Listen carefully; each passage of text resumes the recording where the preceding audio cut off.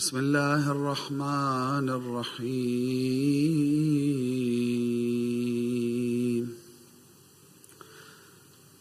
الحمد لله رب العالمين وصل اللهم على سيدنا ونبينا وشفيع ذنوبنا محمد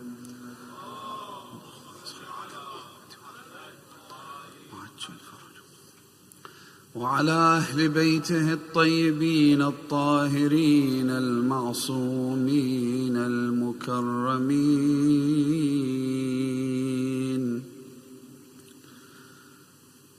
الغرر الميامين سيما بقية الله في الأرضين سيدنا وإمام زماننا وصاحب نعمتنا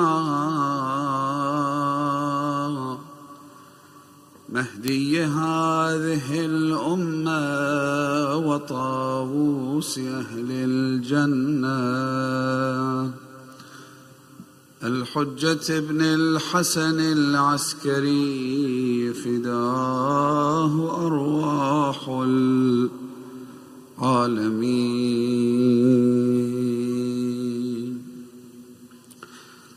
My dear brothers and sisters, Assalamu alaikum wa rahmatullahi wa barakatuh. When speaking about a Shia identity that is holistic, that is perfectly sculpted, and that resembles the product of the teachings of the prophets, messengers, apostles of Allah subhanahu wa ta'ala, including the Holy Messenger and the Imams of the Ahlul Bayt, alayhimus salam, we have to recognize that this identity is one that entails certain responsibilities at different phases of our lives, and depending on our position, it may have qualities that differ from time to time. For example, to say that the Shia identity of a youth differs from that of a Shia identity of someone who has lived 60, 70 years of their lives is congruent with our mission statement. That is to say that these two things are not mutually exclusive, and that one does not contradict the other. A senior individual who also happens to have a Shia identity means that the fundamental tenets of this identity, while being identical to that of a youth, but this individual, given their seniority, given their position in society, given their experience that they've accumulated over the years, could be different from someone who's only 15 years old. A teenager will dwell within the confines of their social circles, and that means that their rights as well as their responsibilities differ from someone who's older than them. Oftentimes we find a clash happening between these different generations. Many youth complain, for instance, that we don't get much of a say in our local mosque. We don't get to decide the roadmap that our community should take, for instance, the way our parents can, the way the leaders of the community can. And that is perfectly fine. However, to expect the youth to replace the seniors, or the seniors to replace the youth, that is where we will find a clash, and therefore many of our resources, in particular our time, will be squandered over these discussions. Whereas every single segment of society needs to recognize its inherent strengths and weaknesses, and then dress up their Shia identity with their relative position in society. For example, I mentioned youth and seniors. Another area where different segments of society can often clash over what their rights are, what their responsibilities are, is the difference between men and women. As I said, the basic fundamental tenets are exactly the same.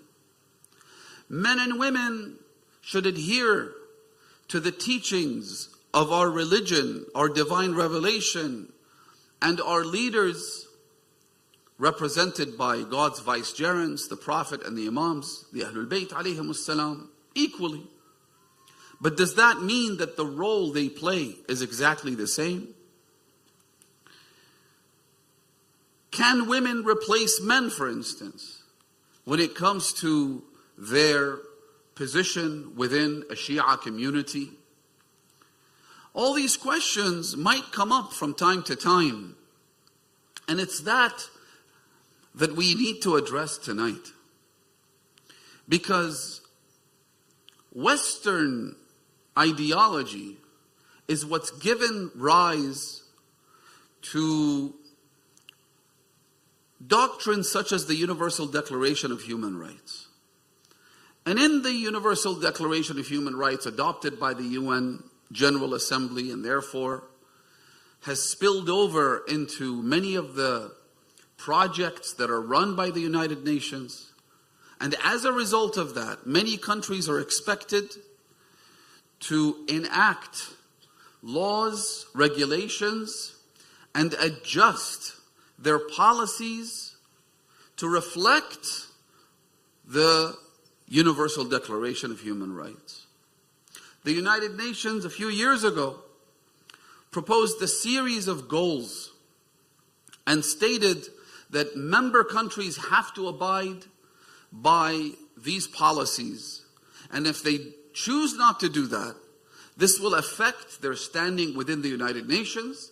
It will affect funding some of their projects that are funneled through the UN. It'll affect policies at the level of the international community, which will adversely affect those individual countries. Many of those policy proposals were extremely subtle and, might I say, cunning in their approach. Some were a lot more overt and open about what they're trying to achieve. And so equality between the sexes was very much part and parcel of many of these goals. In fact, they had moved beyond equality between men and women. They were trying to petition and lobby the individual countries to enact laws that would allow for things that run contrary to the local culture, to the faith tradition, to the religion of many of these member countries. The separation between sex and gender was part of this. And the idea was that sex is what your biological state is, and gender is a social construct. And you know the story, I don't want to get into this discussion now, but over the last few years, there's been a lot of controversy, a lot of legal battles, a lot of social dilemmas and challenges as a result of this. Education departments in many Western countries enacted policies that would enforce this ideology upon the children, even without the consent of the parents. So, the point I want to draw your attention to is the fact that much of this is driven by a Western mindset. And by that, I don't just mean that it was the imperialist, colonizing mindset of the West that tried to enforce many of these ideas and concepts upon the entire human race, which, of course, there is an element of that, no doubt, but also the fact that many of these topics are a product and a result of the Western experience. For example, women in Western countries were subjected to incredible persecution. Women were not recognized as humans until a few centuries ago. Women had almost zero rights. It was the father who held his daughter's hand at the wedding, because it was the father who basically gave his daughter as a property over to another man. And this idea of the father walking his daughter down the aisle actually stems from this. That this is a property of mine. I am giving her to you in exchange for the dowry, or in exchange for a monetary transaction that the father would benefit from, or the family of the girl, the bride that is, would benefit from, not the girl herself. So this was something that was practiced in Western countries for many, many centuries. Another problem that women faced was that they had no right to enter into any contract. They were not seen as human enough to be party to any financial transaction. They couldn't sign any piece of paper that would give or assign certain rights and responsibilities to either party. Women just couldn't do this. Just like they couldn't vote, they couldn't enter into any contract. Another issue was the fact that they couldn't buy or own any property. Buying they couldn't do because they couldn't enter into any contract. They couldn't own anything because they wouldn't inherit anything either. There were exceptions to that, of course. But for the most part, in many Western countries, women were treated basically like animals, like cattle. They would be bought and sold, even if that word wasn't specifically used. And so, as a backlash to all of this, you had the feminist movement in the 18th century, in the 19th century, which sought to create a movement that would lead to women's suffrage. The idea was to abolish all of these laws and to try to grant women the rights that they were entitled to, or at least felt that they were entitled to. And so all these movements came. Feminist theorists emerged, both men and women, but mostly women, who argued that this was a travesty of justice, this is an injustice against women, that women were in fact human beings, believe it or not. And so what we're witnessing today is at least partially a backlash to the Western experience for women. What that means is that we are no party to any of this. We, as people who possess a very unique religious identity, we had no role to play in any of this. And so just as the persecution, the injustice had nothing to do with us, the backlash to all of that also shouldn't apply to us. For instance, one of the issues that women's human rights campaigners, or feminists more accurately, were campaigning for was that women should not be they shouldn't be subjected to sexual assault, right? They shouldn't be subjected to abhorrent crimes like rape and so on. And that men who engage in such activity should be punished and they should be prevented from doing all of these things. Well, 14 centuries ago, Islam came and said that if a man rapes a woman, that man is to be executed. execution. That is the punishment for the crime of rape. So we don't have that problem. Why is it that the Western world feels that they should impose the backlash that's based on those injustices on the rest of us? Because the backlash didn't just stop at the mark of saying women shouldn't be subjected to sexual assault. The backlash went way beyond that. And now we've seen where it's arrived. We've seen where it's come. So Islam doesn't have a problem with men who are bestial to the point where they would rape a helpless woman. That's not part of our experience. That's not something that is even up for debate, right? And so the question then comes after this introduction. What are our reservations against the radical form of feminism that we see in the Western world today that is being forced upon the entire world?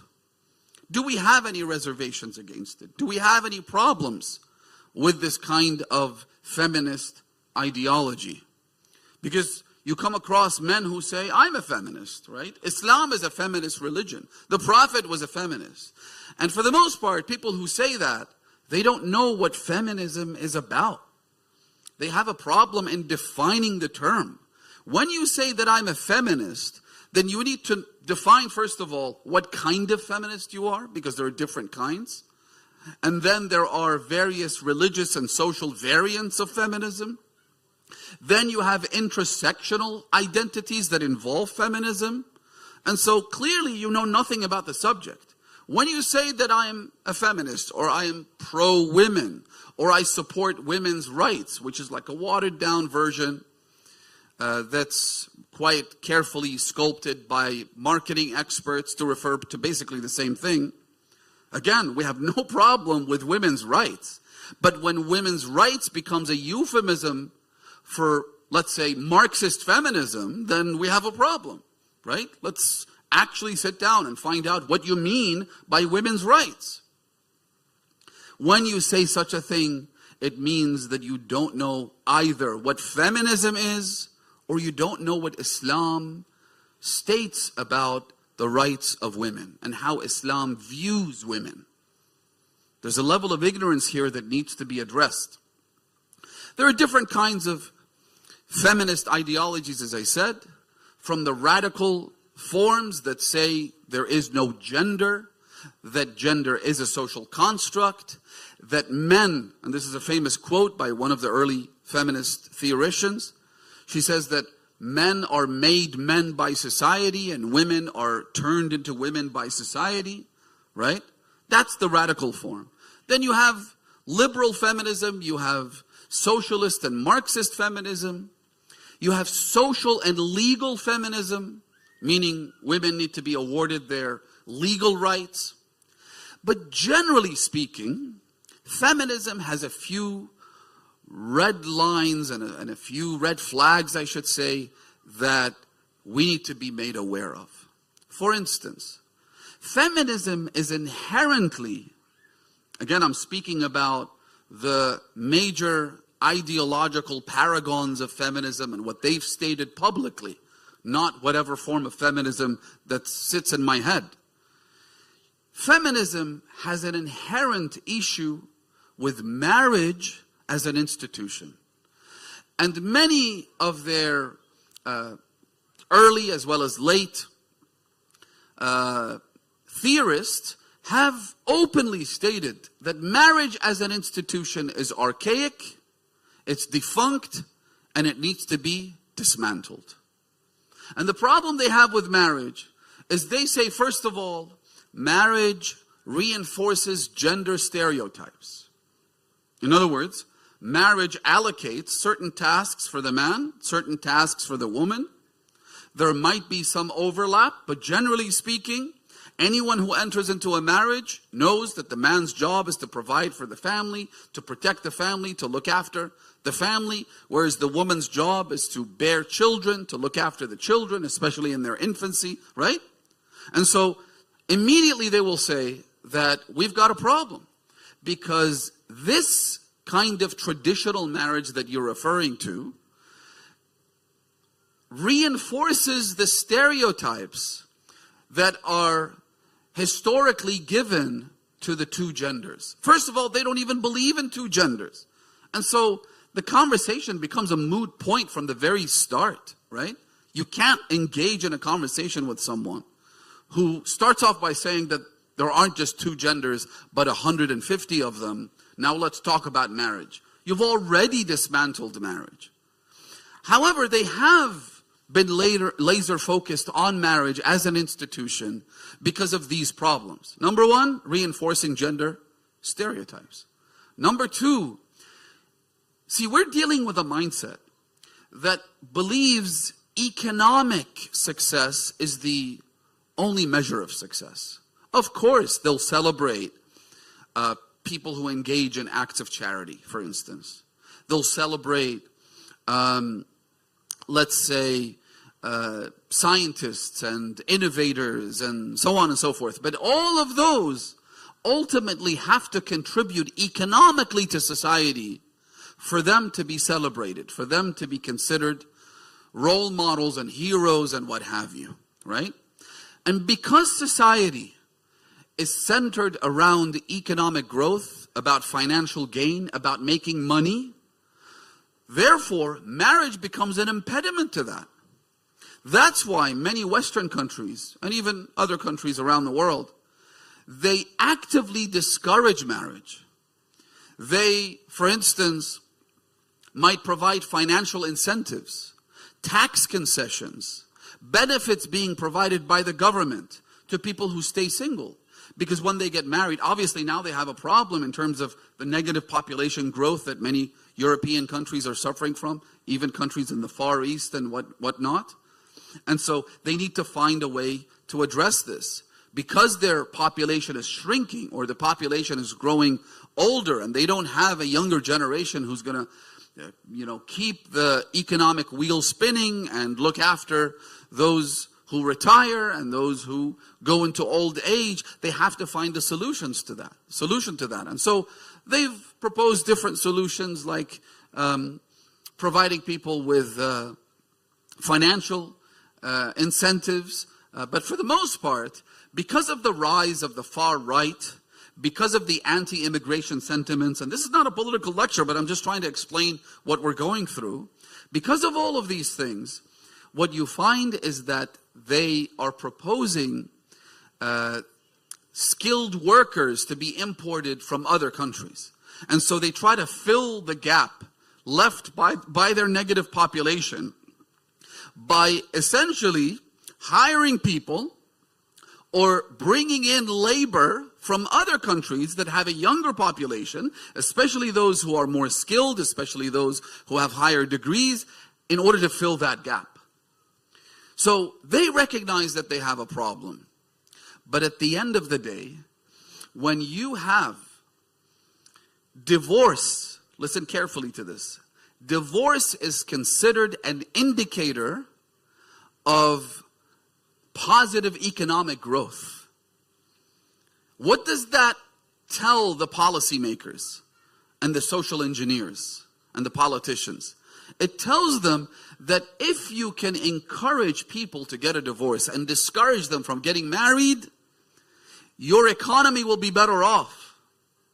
Economists in the West, they actually believe that divorce, the higher their divorce rate, the better the country's economy is.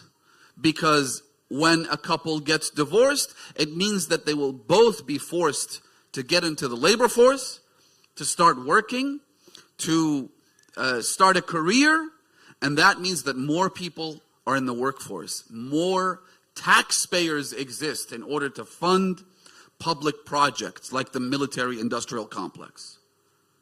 And so when you're dealing with this kind of mindset that says divorce is good, Subhanallah, Islam says, يَهْتَزُّ مِنْهُ عَرْشُ اللَّهِ. God's throne shakes when a divorce takes place. One hadith says, إِنَّ اللَّهَ يُبْغِضُ الْبَيْتَ الَّذِي فِيهِ الطَّلَاقِ وَيُحِبُّ الْبَيْتَ الَّذِي فِيهِ الْعُرْسِ.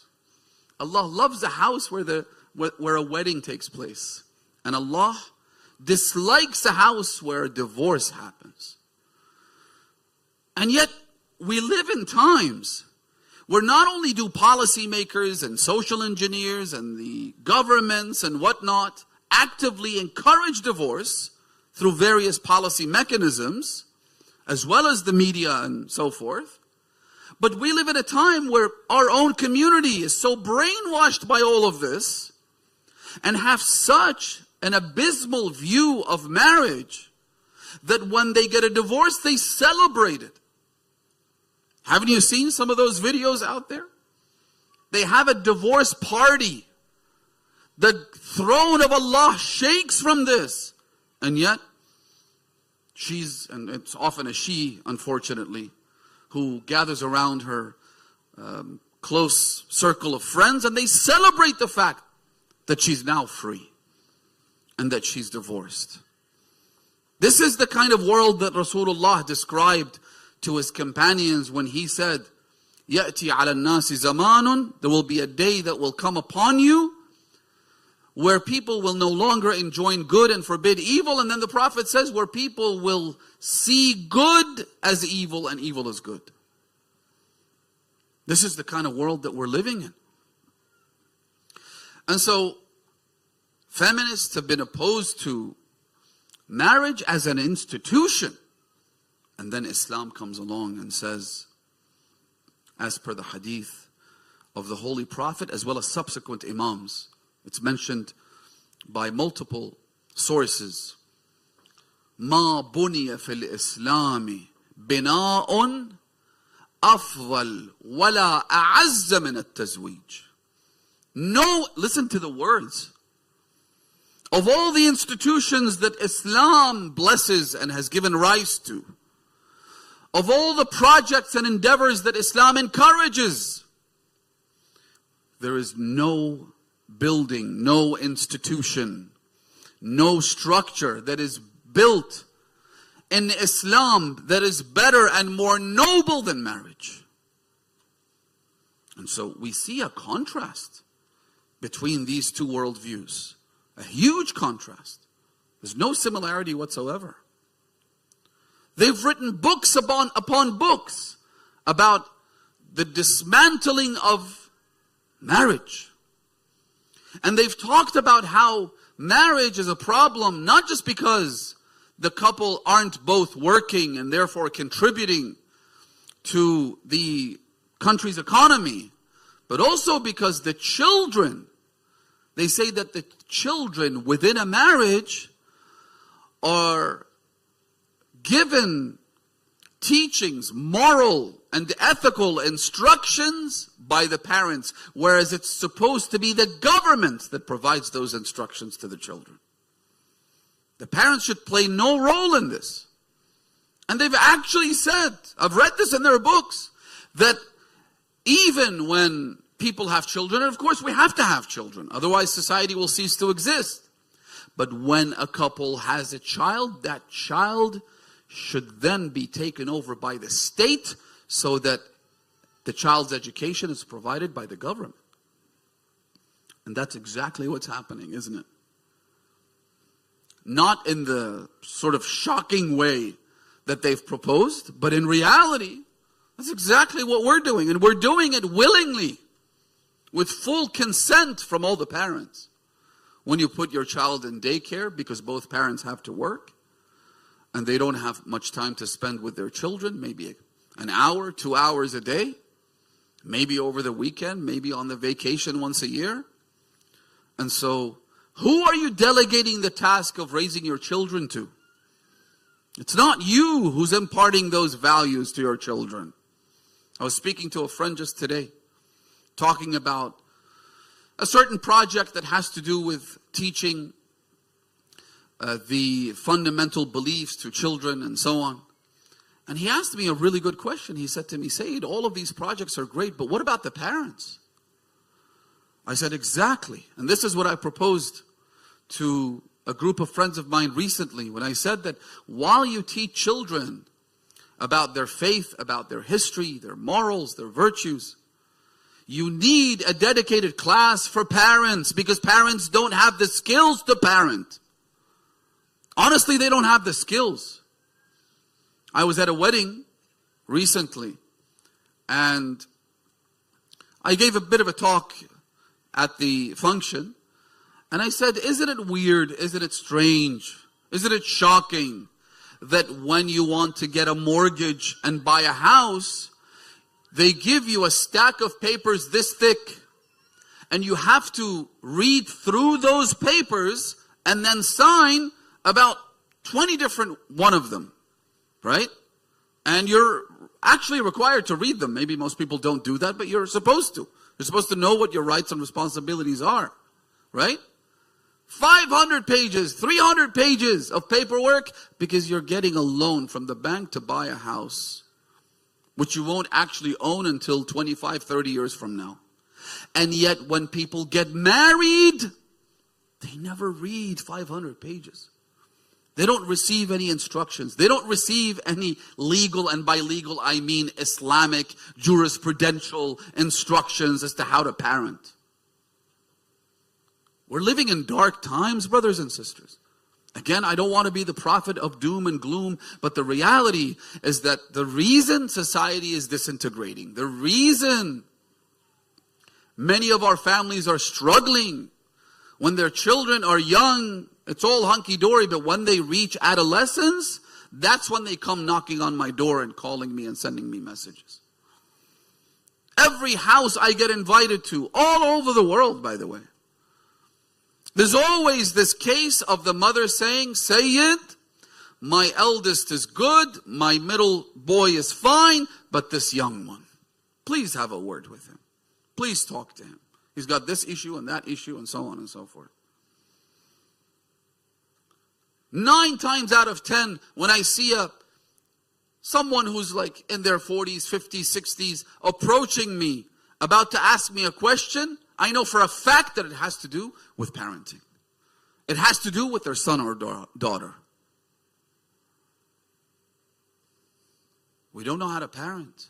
We don't know how a father should be a father, how a mother should be a mother, because these two roles are different. And so, do we have any reservations against the kind of feminism that is preached and practiced and forced down our throat in this day and age? Of course we do. We have fundamental disagreements with them about the importance of marriage, about the critical role that each of the parent plays independently as well as jointly. We have critical differences with them.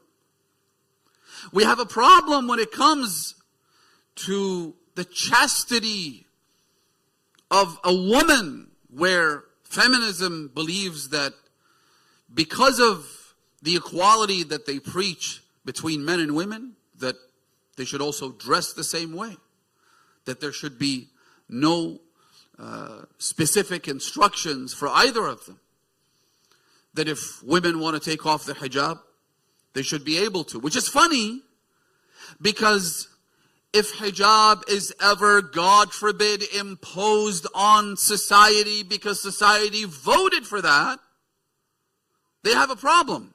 But if taking off the hijab is imposed, you hardly ever hear a peep from them. When a country says that you're not allowed to wear the hijab in public institutions and buildings, when for you to receive citizenship from the government of such and such country, that you're not allowed to wear the hijab while going to the interview. In other words, basically stripping people of the right to citizenship because the woman chooses to wear hijab. That's the law in France, by the way. Did you know? For you to receive their citizenship, you have to walk into the interview, in fact, into the entire building, without a hijab. Where are all the feminists? Where are the ones calling for equality? Where are the ones calling for personal autonomy for women? And that women should be able to dress whichever way they like. Where are they all of a sudden? They've gone dumb? Because their ideology is one that pushes women towards a lack of chastity. Not freedom of choice. Not personal autonomy. It's about taking the hijab off. Not putting it on. Not certainly allowing the woman to do what she wants. This is my religion. These are my values. I want to wear a piece of scarf or a cloth or something that covers my body. No, you're not allowed to.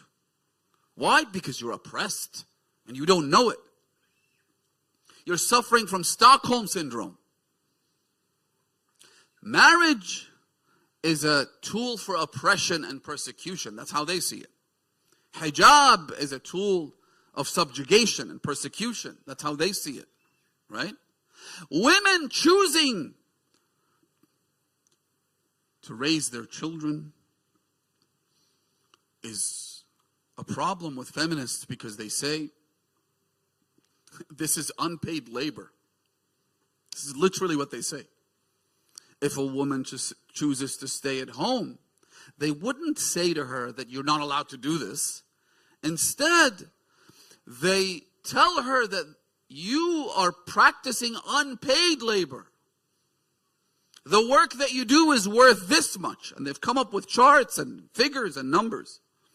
That the amount of money a woman should be paid, given the number of hours she spends looking after the household, cooking, cleaning, raising the children, should she choose to.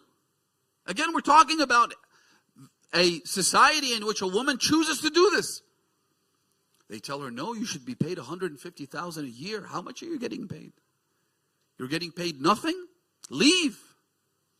Go do something else that does get you paid. And while we sit here and talk about this and recognize just how absurd and ridiculous this is, I don't need to explain why it's ridiculous. You see, one of the differences between men and women, other than the physiological and the psychological differences, one of the major differences is that a man's approach to managing the household and in life more broadly is one of a legal authority, right? A man looks at things around him in a very logical way. He looks for order.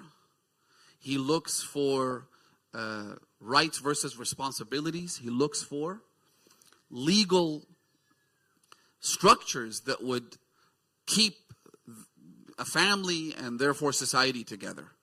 A woman doesn't look at the family or society in the same way. A woman, by her very nature, does what she does out of a sense of sacrifice and love and compassion. Right? A man looks after his family, provides for his children. He does all these things. But oftentimes, it's because he feels a sense of responsibility. Right? This is what I must do. This is what a man does. This is who I am. I'm a provider and protector. I'm a guardian. A woman says, I'm here to serve. I'm here to show as much love and affection to my children and my husband and my parents and the family around me as I possibly can. These are two very big differences in the way they view the world around them. Right? And so imagine somebody then comes along and says to the woman, no, you're wrong. What you're doing is you're squandering your life and your time on meaningless things. Raising the children. That's meaningless. And if she does object to that, they'll say to her, well, that's why we have daycare. That's why we have schools. That's why we have all of these facilities that we are happy to provide you with so that you could also work and earn a living. What are you doing wasting your time in the kitchen? Wasting your time at home, right? And you keep beating that idea into their head, just like anything else, right? Remember the famous example of when Pizza Hut commercials usually involve someone ringing the bell and someone going to the door to pick up the pizza, right? And they say that that was by design. The idea was that every time the bell rings, the chime rings, right, you think of pizza. And you think, let's order some pizza. So we are prone to this.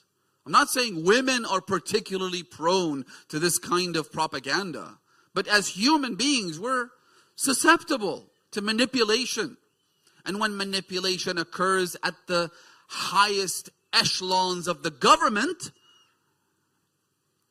you bet that it's effective. You bet that it's going to manipulate you. You keep beating this down the head of both men, but especially women, and say, what are you doing? You're wasting your life. Get a job. Look at such and such. Look at the Joneses down the road. Look at your neighbor. Look at your cousin back home or whatever. Right? Look at what she's done with herself. MashaAllah, she's a doctor. She's an architect. She's an engineer. She's a receptionist at a hotel. She's this and that. And so they provide her with all of these false ideals and say, what you're doing is meaningless and worthless, whereas what you should be aiming for is that. Whereas you tell me, what is more valuable than raising human beings? What's more valuable than that?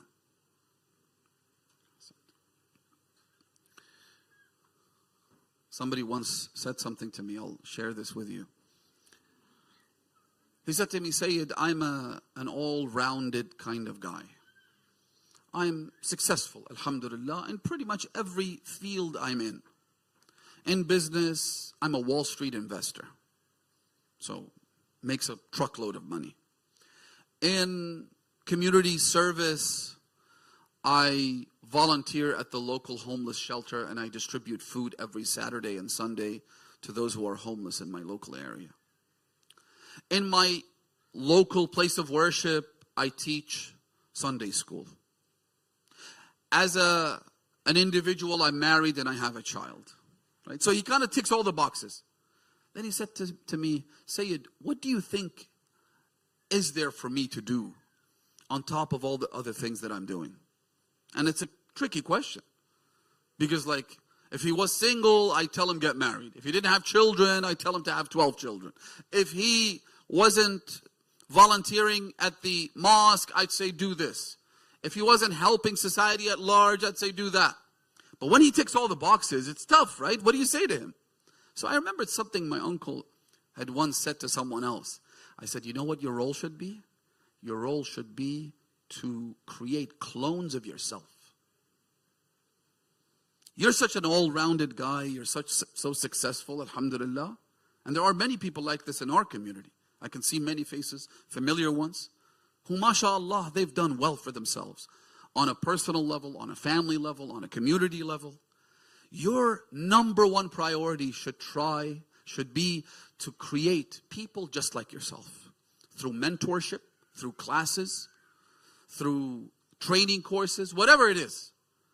If you're so good, then you should try and replicate that goodness in another person.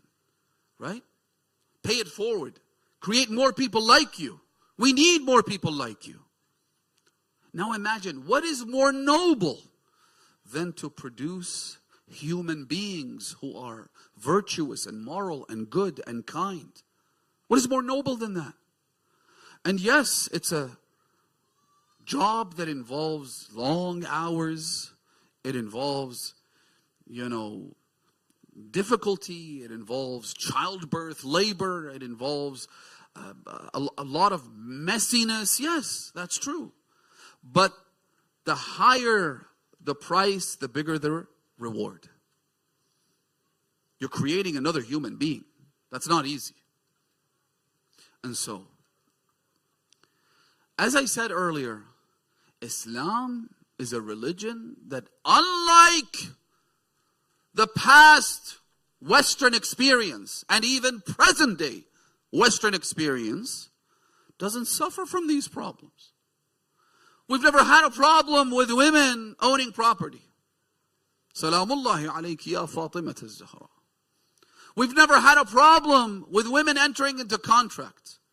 We've never had a problem with women being treated like property in marriage. The woman's consent is absolutely key, which is why she's the one who initiates the marriage contract. زوجتك نفسي على المهر المعلوم. I am the one marrying you myself, not my father, not my brother. You know, by the way, brothers have zero say in a woman's marriage. Zero. If her father is dead and there's no one else with authority, religious authority, the brother has zero say. She gets to marry herself. That's it. We've never had a problem with women seeking an education. Absolutely not. Obviously, they need to prioritize religious education, but that also goes for the men. We've never had a problem in allowing sexual exploitation and assault and so forth, and I talked about this earlier. We do have a problem when it comes to dismantling the marriage. We do have a problem with saying that men and women are exactly equal and should be given equal rights and responsibilities. Why? Because they're different. They're physically different. They're physiologically different. They're psychologically different. And that does not mean, my dear respected sisters, that you are somehow inferior.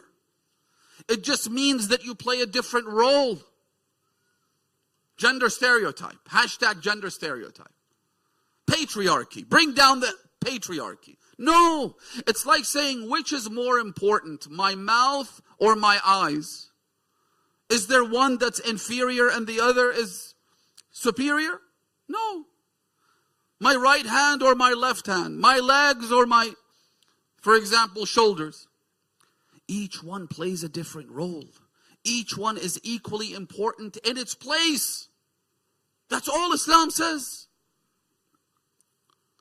Let me share a few ahadith with you.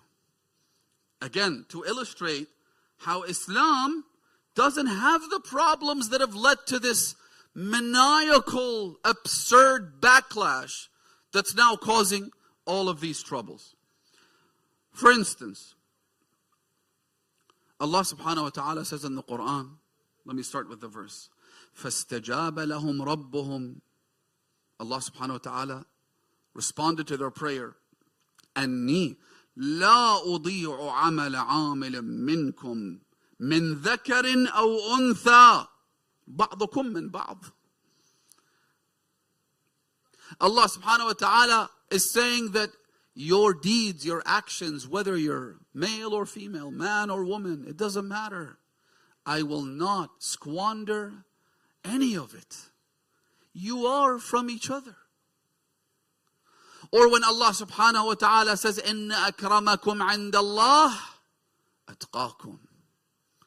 As a Shia Muslim right now, how many women can you think of, not just in history, but in your own life, who are much, much better than many of the men that you know in your life?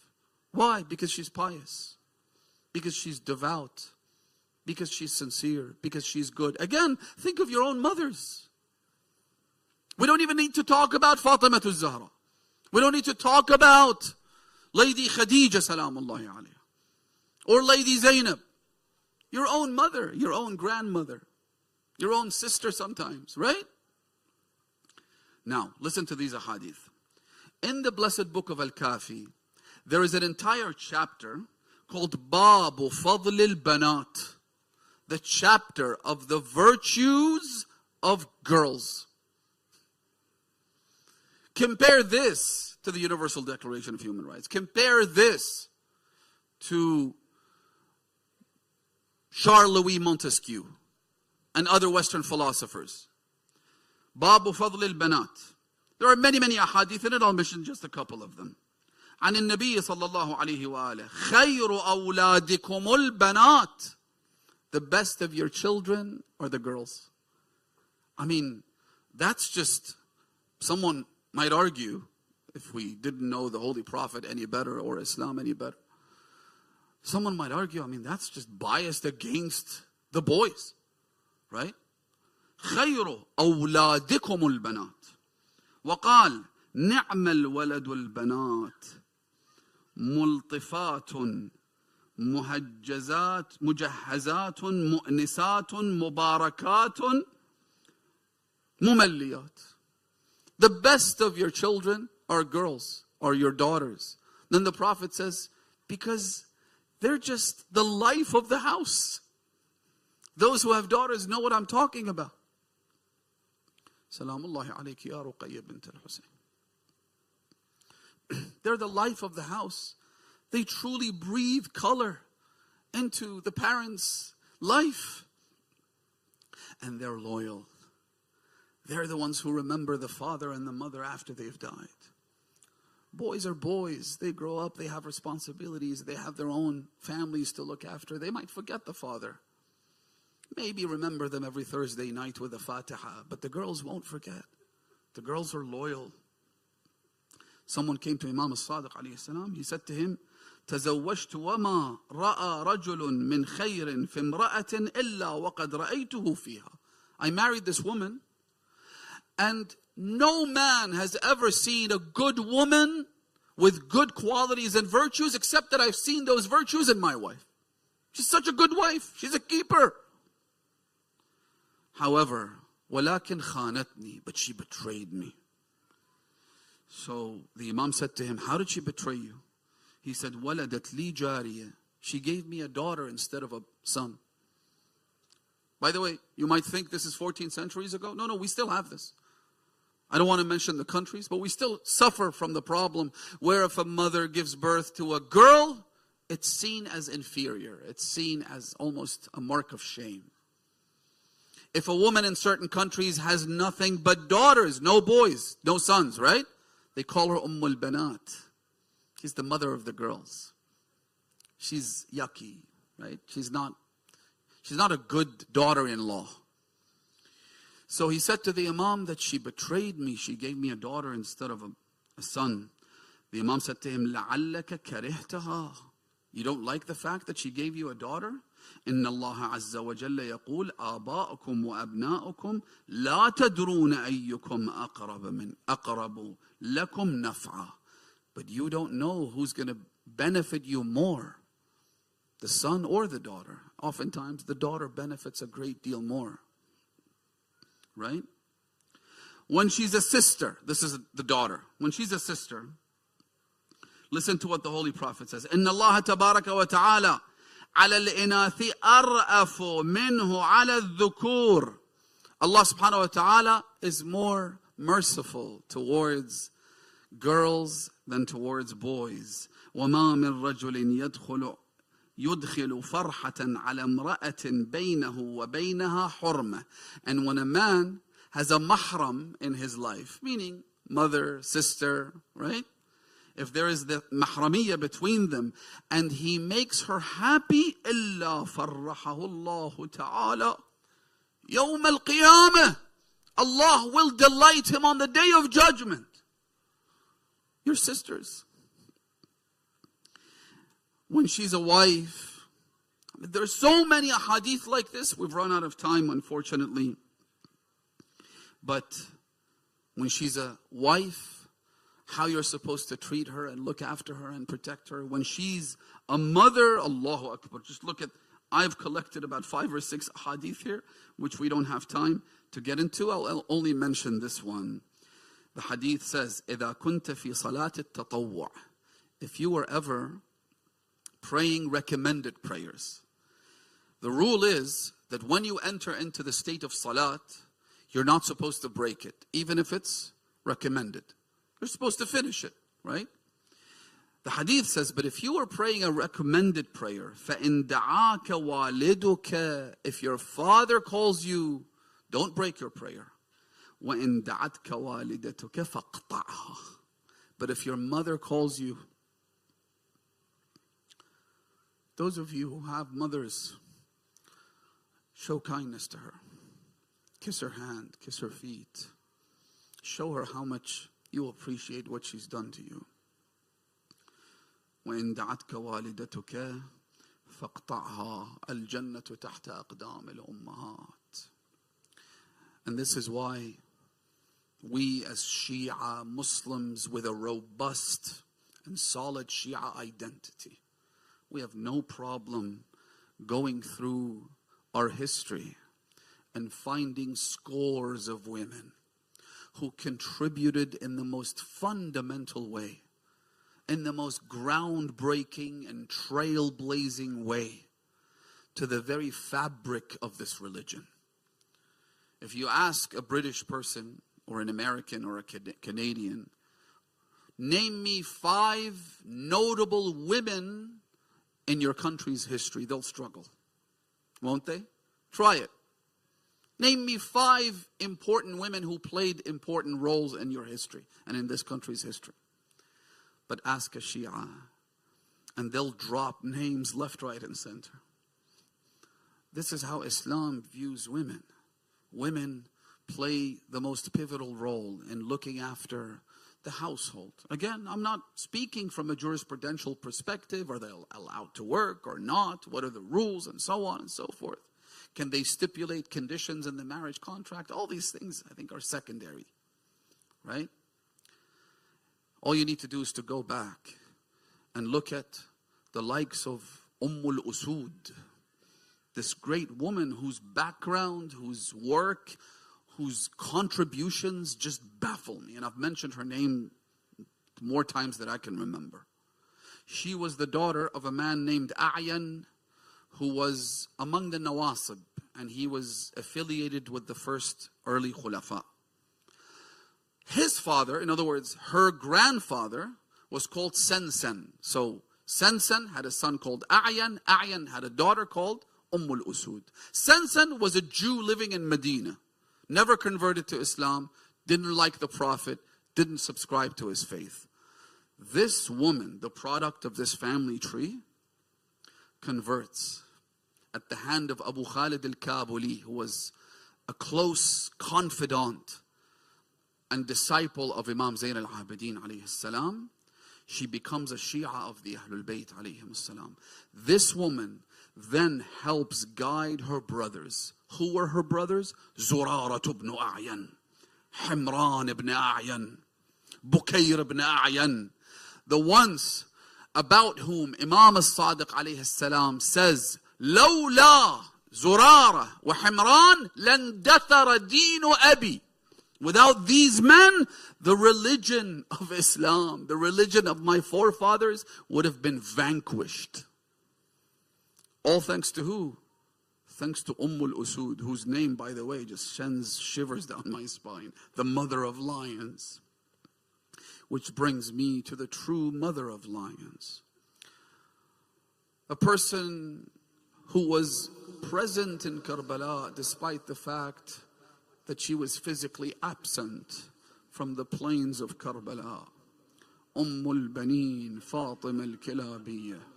Salamullahi alayha. Some scholars say that if you're looking for true ma'rifah, if you're looking to truly get to know your imams and the vicegerents of Allah subhanahu wa ta'ala, the imam of your time, you should seek it through the intercession of Al-Baneen, because she had incredible ma'rifah to the point that she gave birth to children just so those children grow up being servants of the imams of their time and ultimately lay their lives and spill their blood on the plains of Karbala. She raised Abbas like this. She raised him such that whenever he addressed his brothers Hassan and Hussein, he would never say my brother, he would say Sayyidi wa Mawla. She raised Abu al-Fadl al-Abbas such, and we'll talk about Abbas later, but she raised him such that he never even recommended any course of action to Imam al-Hussein. He was the son of Ali after all. Abbas was the commander of the camp of Imam al-Hussein. Abu al-Fadl al-Abbas' skills on the battlefield as a warrior, as someone who could plan and execute the plan in the most immaculate fashion that would bring pride to Amirul Mu'mineen was beyond question. And yet not once do we have an incident where Al-Abbas comes to Abu Abdullah al-Hussein and says to him, I suggest we do this or I suggest we do that. Instead, he was like a slave, always standing before his Imam, protecting him, guarding him, looking after the camp of Imam al-Hussein alayhi salam. And it was in fact his sister Zainab who reminded him of this on the eve of Ashura. When she looked for him, she sought him, couldn't find him inside the camp. And so she went outside. She noticed that Abu al-Fadl al-Abbas was single-handedly riding his horse and guarding the encampment of Hussein. She then went up to him. He saw a shadow approaching. He initially thought this could be an enemy soldier infiltrating the camp of Imam al-Hussein. He said, stop, who are you? She said, I am your sister Abbas. So he wanted to disembark from his horse. As soon as he heard the daughter of Fatima calling out his name, he couldn't help it. He wanted to dismount the horse. She said to him, no, إِنَّهُ أَقَرَّ لِعَيْنِي. My eyes are illuminated by seeing you on the back of your horse. I want to see you with your full grandeur, O Abbas. She said, stop, wait there. She then said to him, I would like to speak to you.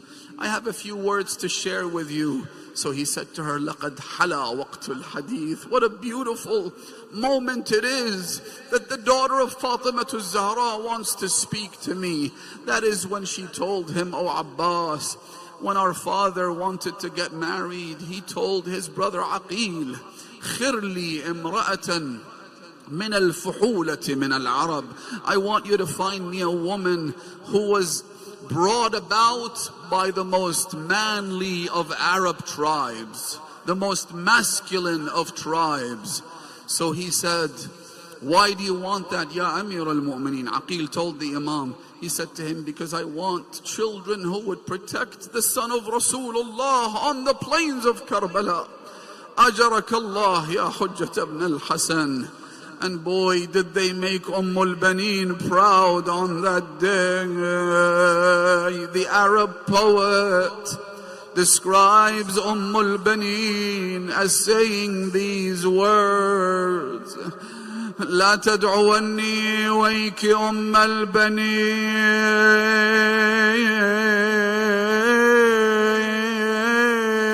البنين تذكريني باليوث العرين. Don't call me al-Baneen, because when you do so, you remind me of my cubs. كانت بنونا ليدعى بهم. Yes, I did have children, and I was given the title of the mother of those children. واليوم أصبحت ولا من بنين. And today they're all dead. So stop giving me that title. Then she asks another question. The poet says, Ya layta shi'ri akama akhbaru. Is it true what I've been hearing? بأن عباسا قاطع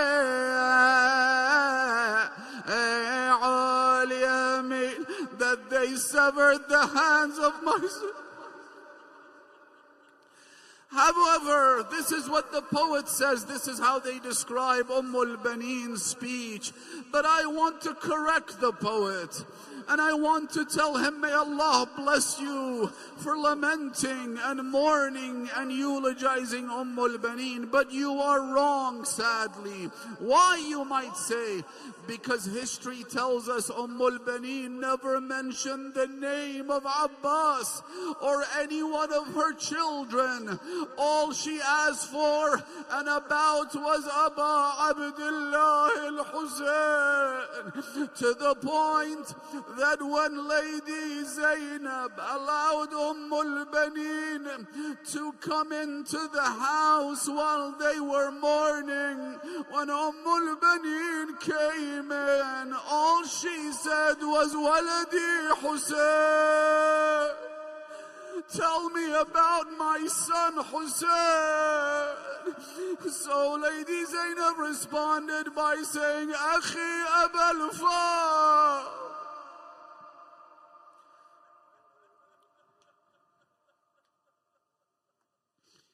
لا حول ولا قوة إلا بالله العلي العظيم. إنا لله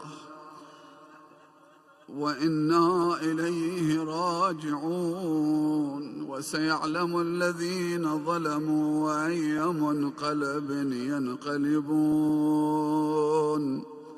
والعاقبة للمتقين. With the remembrance of the name of al-Baneen and Abul Fadl al-Abbas, and these broken hearts and these tearful eyes, let us reach out to Allah subhanahu wa ta'ala with our greatest haja, the one thing that we need the most. اللهم إنا نسألك وندعوك باسمك العظيم الأعظم الأعز الأجل الأكرم. يا الله، عجل اللهم لوليك الفرج. اللهم عجل لوليك الفرج.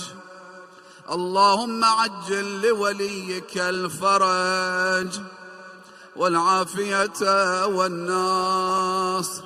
اجعلنا من أصحابه وأعوانه وأنصاره وشيعته وأتباعه. اللهم عجل الفرج للمنتقم يا الله. اللهم اقض حوائجنا، أد ديوننا، اشف مرضانا، انصر شيعة أمير المؤمنين على أعدائهم، رد كيد أعدائهم إلى نحورهم. اللهم فرج عن كربة كل مكروب. اللهم ارزقنا في الدنيا زيارة الحسين وفي الآخرة شفاعة الحسين يا الله. إلى أرواح المؤمنين والمؤمنات ومن مات على ولاية أمير المؤمنين والشهداء والصالحين والعلماء وخدمة أبي عبد الله الحسين، نهدي لهم ولمن مضى من هذا الجمع ثواب المجلس.